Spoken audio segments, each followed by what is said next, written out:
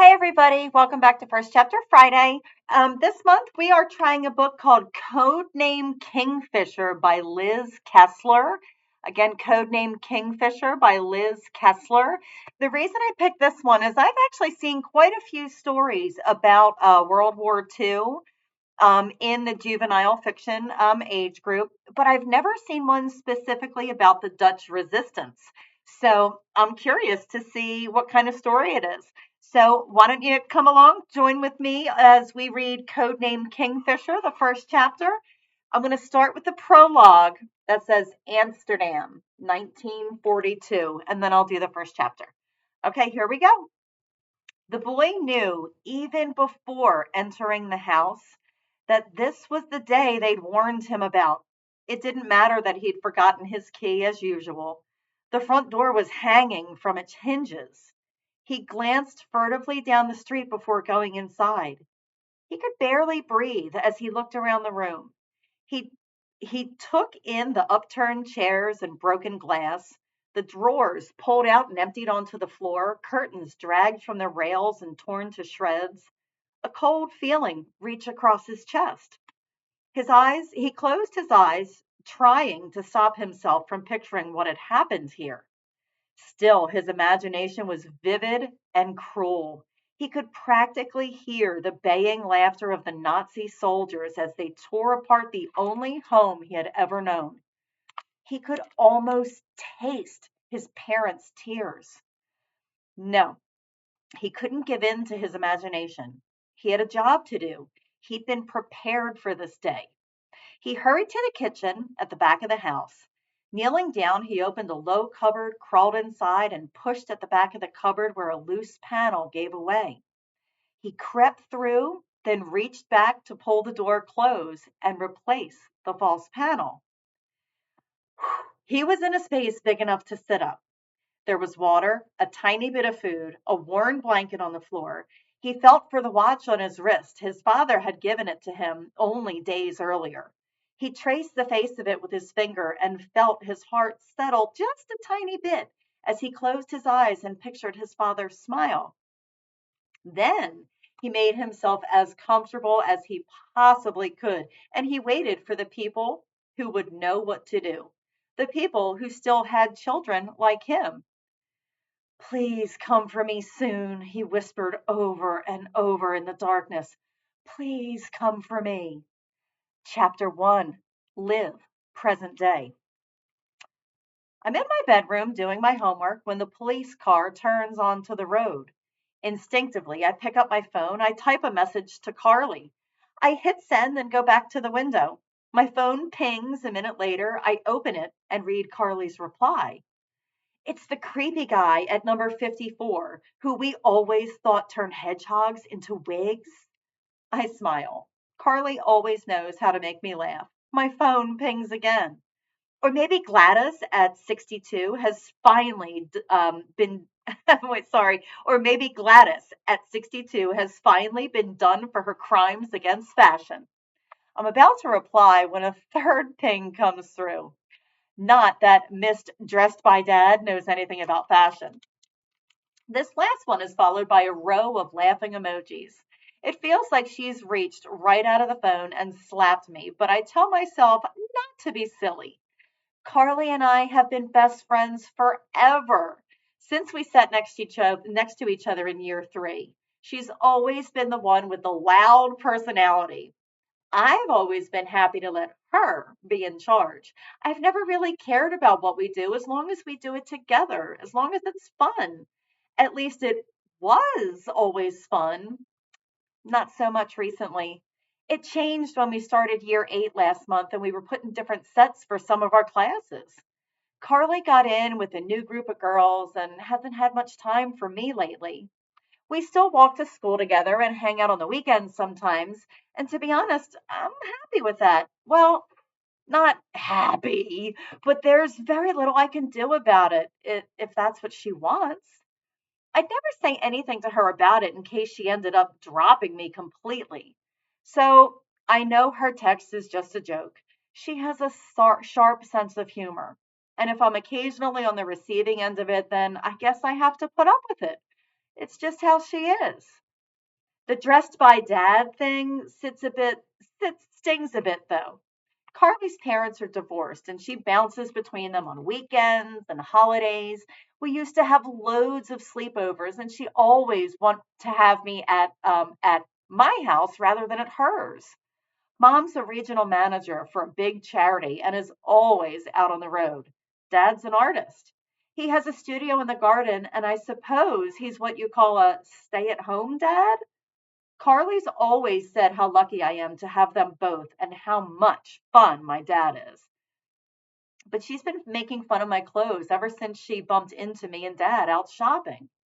She was with one of her new friends, Sal, and I can only assume this new name has something to do with her. Anyway, I'm not going to get upset about it. I send a few laughing faces in reply so she knows I'm cool with her teasing me. Then I put my phone down. Leaning against the wall, I look out the window again.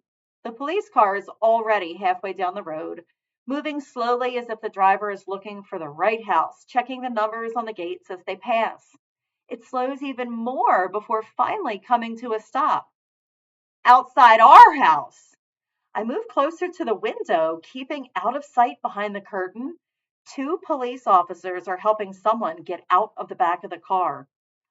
It's Bubby, my grandmother. She's wearing a dressing gown. You've got to be kidding me. As they walk up the drive, I huddle deeper into the cover of the curtain and feel a weird kind of relief that Carly isn't here to witness this. My cheeks heat up at the thought of her seeing this disheveled old woman shuffling up the driveway in her slippers. Oh, she'd never let me forget it. The stories she'd tell her new friends, the laughter. The doorbell rings. I creep out of my bedroom and listen for the landing as Dad goes to the door. I don't hear everything, just snatches of the conversation. Neighbor saw her outside the house, seemed distressed, said she'd only gone to put the milk bottles out and the door got locked behind her, gave us this address, said you've got a spare key. I lean over the banister to hear more clearly. I'm so sorry to have put you in this trouble, Dad is saying. She's my mother. We will look after her. I'll take her home shortly.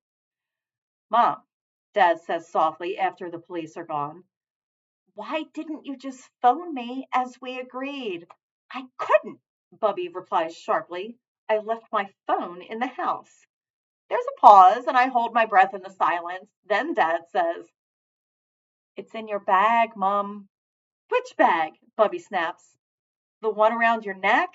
The one I bought you so you would always know where your phone is, remember? Bubby mumbles something under her breath. I've heard enough. I slink back into my room and hope Dad doesn't call me down to make me talk to her. It's not that I dislike Bubby. It's just I literally have nothing in common with her. There's about 80 years between us, so I think I can be forgiven for that. It was different when Pop was alive. Pop was my granddad. We'd go round to their house every Friday night for a Shabbat dinner. Bubby was mostly in the kitchen cooking with Mum. Her roast chicken was mouth-wateringly delicious, and she always made a chocolate cake that was the high point of my entire week.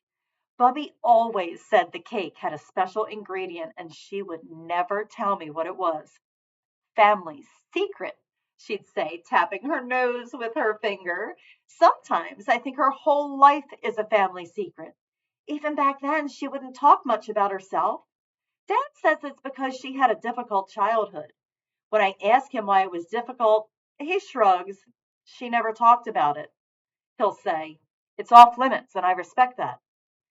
All I know is that everything seems to be off limits when it comes to Bubby. Her cake recipes, her childhood. No wonder we've never been close.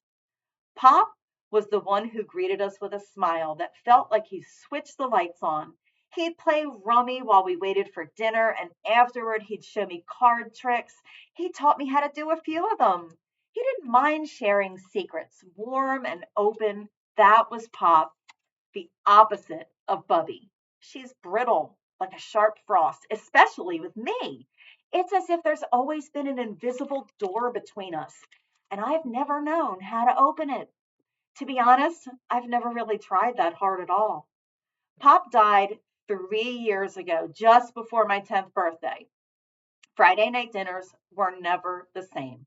Without Pop to light the place up, everything in their house merged into like a dull gray, including Bubby. She stopped making chocolate cake and then stopped making Friday night dinners at all. It felt like she was done with us, done with life.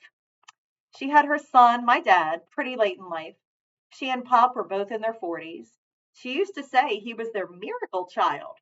My mom would roll her eyes and say that it'd be a miracle if he remembered our wedding anniversary one year. She'd say that and we all laugh. It feels weird to think of there being laughter in that house. Now there's only dim lights, hushed voices, and memories that barely feel real. We started inviting Bubby over to our place on Friday nights instead after Pop died, but after a while she stopped coming.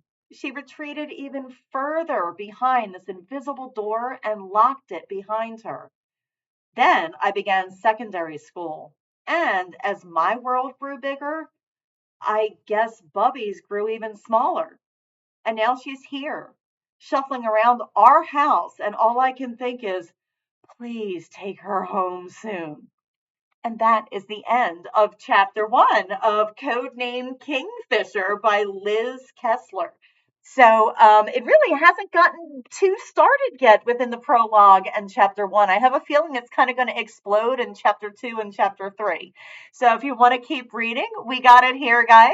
Thanks for hanging and reading with me, and I'll see you again next time. All right. Bye.